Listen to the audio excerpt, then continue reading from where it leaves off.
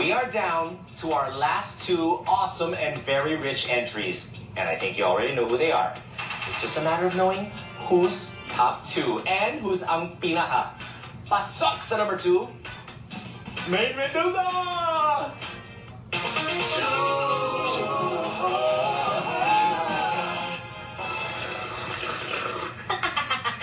Less than a year ago, internet sensation and dub smash queen Maine Mendoza became Eat Bulaga's Yaya Dub, was paired to Alden Richards, and became one half of the phenomenal on-screen split-screen love team, Aldub.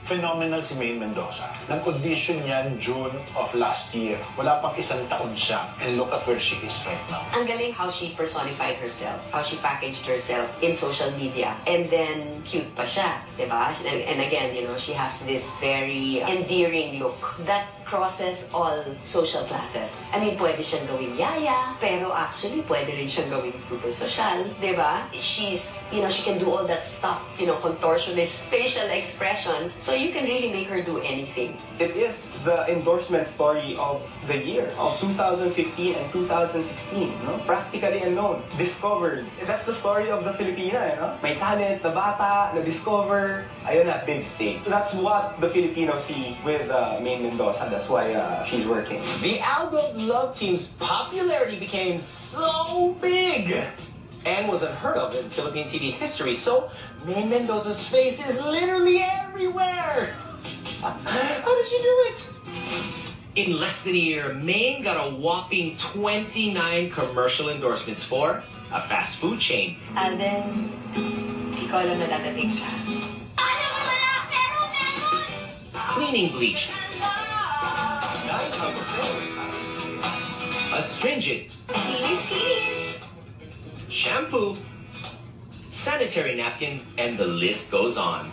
Diyos ko, yun lang yung lipstick niya. Hindi ba naubos yung shade ng lipstick na yun of a certain brand? Yung kanyang pabango. Diyos ko, naubos. Sabi ko, totoo ba yan? Tinanong ko doon sa ano, totoo ras. Nung first day ng shooting namin, sabi ko kay May na ganyan. How do you feel about all this? Direct natatakot ako kasi ang bilis. Pag mabilis, nakakatakot. Celebrity.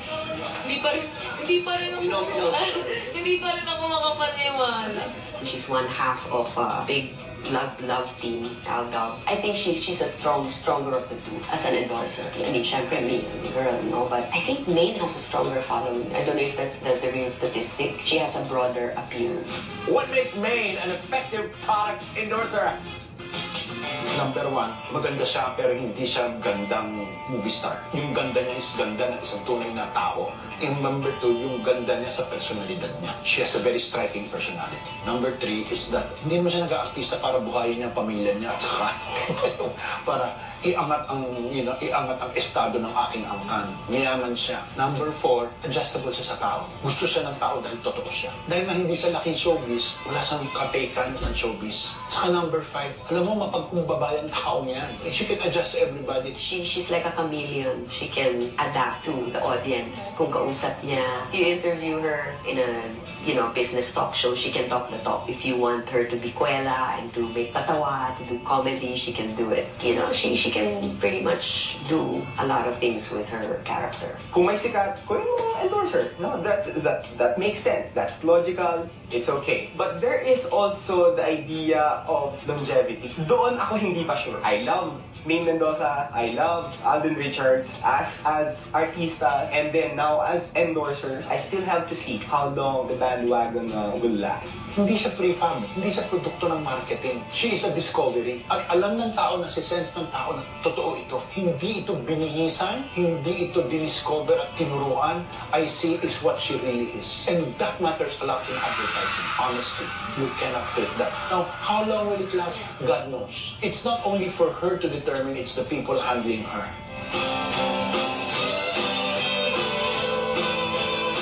Uso's celebrity endorser is Alden, I own EDSA Richards.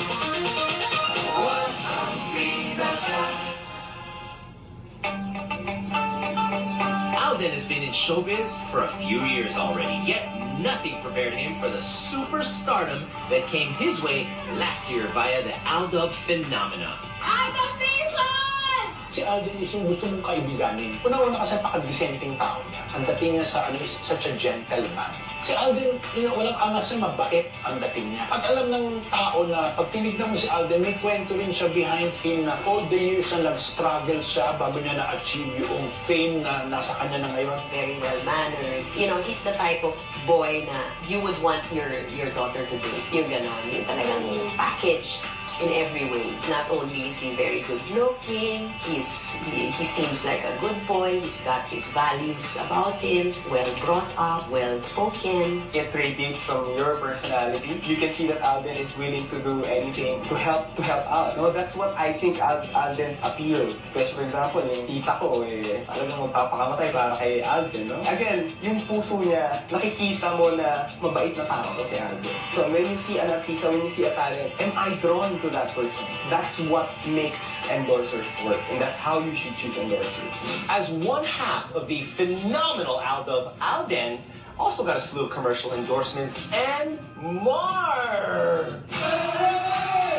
In less than a year, Alden got a mind-boggling total of 32 commercial endorsements for a fast food chain, laundry detergent, Happy Explosive Mental Red, our longest moving ever. and Haji paste, shampoo, processed food, among others.